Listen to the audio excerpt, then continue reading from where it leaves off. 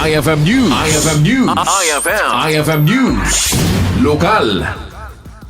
Baligian na ilepas ti 52nd Nutrition Month celebration babayan ti culminating program ken awarding ceremony iti LGU Paway.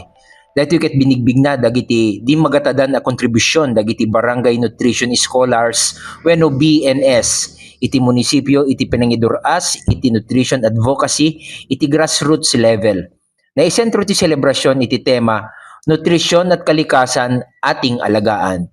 Anang ipaganetget iti panagsisilpo ti umno a nutrisyon, seguridad ti taraon, ken panangkosistiner iti aglawlaw.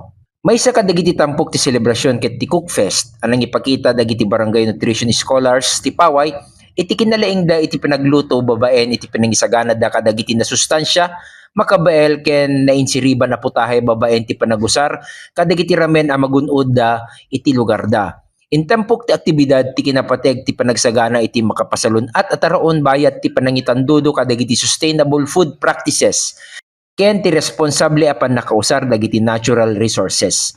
Saan laing nga nagserbi ti Cookfest kas friendly competition no diket may nga aktibidad nga edukasyonal anang ipakita no kasano a may sagana dagiti na sustansya at taraon babaen ti panagusar kadagiti madanon ken si papanunot iti aglawlaw aramen babaen kadagiti presentasyon da pinatibker ti BNS ti mensahe amang rugiti nasaya at nutrisyon iti taraon ken responsable a panagaywan iti aglawlaw. Para iti IFM News, Idol Glenn Batuyong tatak IFM. IFM News. IFM News. IFM News. Lokal.